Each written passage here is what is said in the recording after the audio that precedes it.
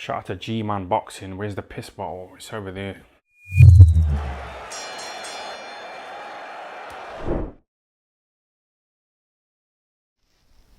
Alright, people. Some images have emerged of Anthony Joshua training in the gym with Derrick James, the trainer, obviously, of Errol Spence Jr. Now, Joshua, he stated that he'd be going to America to go around and just train for bits in different gyms. You know, Roy Jones. I don't think he's trained at Roy Jones yet, but I know that was one of the names he was talking about. He was in Virgil Hunter's gym last week, and now he's in there with Derrick James. Now, Derrick James is an interesting one because he is many people's trainer of the year for 2022. And he is a very, very good trainer. I mean, Errol Spence obviously springs to mind as just, A-star student.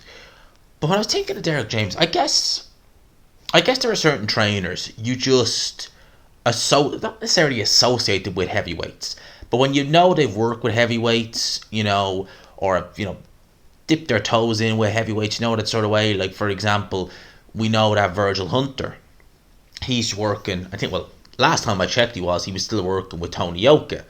Ronnie Shields, he's worked with a few heavyweights. Mike Tyson, just to name a few. So when you hear these names and, you just kind of associate them with heavyweights. Teddy Atlas, Michael Moore, Mike Tyson, Shannon Briggs, Povetkin, just to name a few. When you hear those names, you really associate them with heavyweights. When you hear names like Robert Garcia, you don't. You associate them with, Marcus Maidana, Mikey Garcia, people like that. You don't, it's just very different. But Derrick James would be an interesting one because I think all round he is a brilliant trainer. What I don't like is that Joshua, for me, what he's doing, I think is very strange. Very strange. He's essentially going from gym to gym. What he did last year, working with a trainer for a short period of time. But this time it's even stranger because he's basically said in interviews that, what was it the word he used was? He was tied down for many years. I think that was the words he used. I'm more than likely paraphrasing there, but that was, I think, roughly what he was saying when he was referring to him being trained by Rob McCracken. Now he's saying that he can go and he's looking to go to this trainer, he's looking to go to that. He's looking to have, his comeback fights with one trainer in this corner for this fight, maybe another trainer for this. For me, I just think that's all wrong.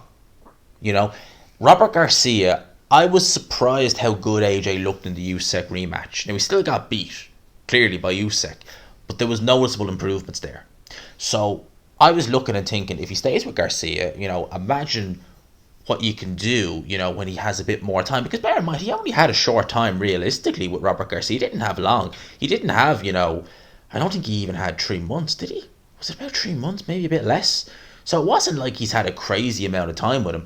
And, you look at someone like Tyson Fury. Tyson Fury was able to go from Ben Davison in September 2019.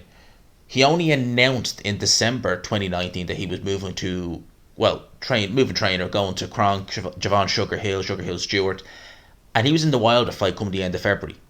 Now, fast forward, we're 3 years removed from that original move, and you can see that every single fight, there's subtle little differences in Tyson Fury that Javon Sugar Hill is adding. So over the course of time, Javon Sugar Hill Stewart, he's been putting his kind of almost, how would you describe it, his own kind of style on Tyson. Tyson Fury is what he is. We know that. He moves, he's very tremendously fast for a man of his height. He does that, but he's been able to implement new things into Fury's game. Now, who's to say that Robert Garcia couldn't have done that with Anthony Joshua? Who's to say that Derrick James, if he trains with him over the next year, over the next 18 months, can't do that? What I think AJ is missing the point here is that if a trainer fits you, I have to say Derrick James would, but I'm just saying hypothetically, if a trainer fits you, there's a lot you can learn from him. You're not just going to learn it all in one camp. You hear about fighters, and they could have had, God knows how many camps with a trainer, and they're still improving. You're seeing that there's still improvements there. They're not, when you start stagnating, and there's more to give, there is time to change trainer. Obviously, Joshua, I felt, should have done that years ago, long before he lost to Ruiz. I mean, you could probably say he hit his peak with him after Klitschko with Rob McCracken. You'd probably say that was the kind of peak. You could say, right, Joshua needs to change it up now, but he didn't. And, we obviously seen, I think Joshua stagnated terribly. And I don't know if you can ever change that. But if you're going from trainer to trainer, the old saying, too many cooks spoiled the broth. How are you ever going to, some people say, oh, you could take little snippets of this trainer here and there.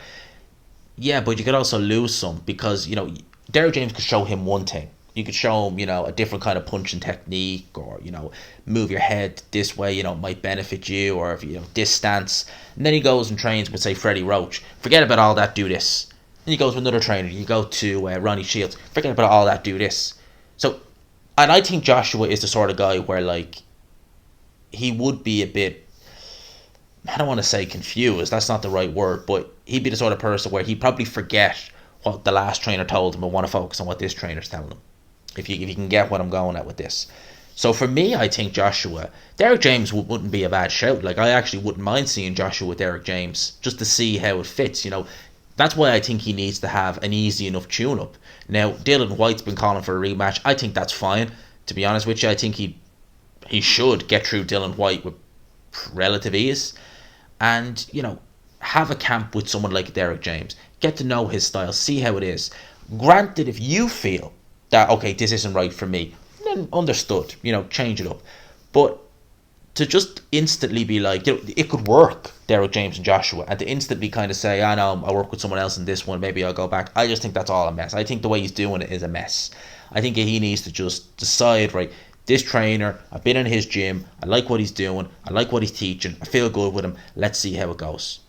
Let's see how it goes. Let's give it a year. We'll have 3 fights at kind of maybe a level below what I've been operating at, or maybe 2 levels below if you're talking about, a Gerald Washington, a Chris Arreola, which I can't see him having those fights, but you get where I'm going with it.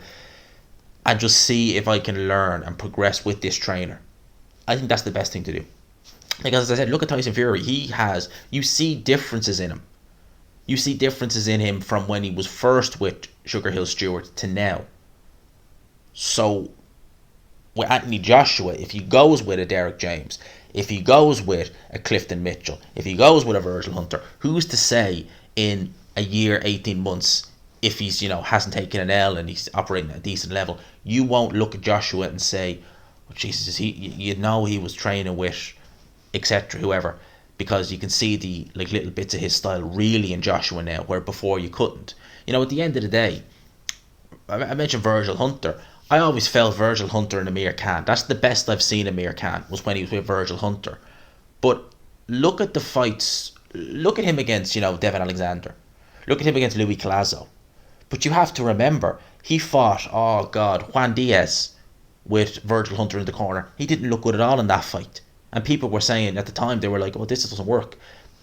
Growing pains. It takes time to really get used to a new trainer, a new environment, the style he teaches. Once it started clicking with Amir Khan and Virgil Hunter, you saw what happened. You saw how good he was. That was Amir Khan at his best when he was with Virgil Hunter.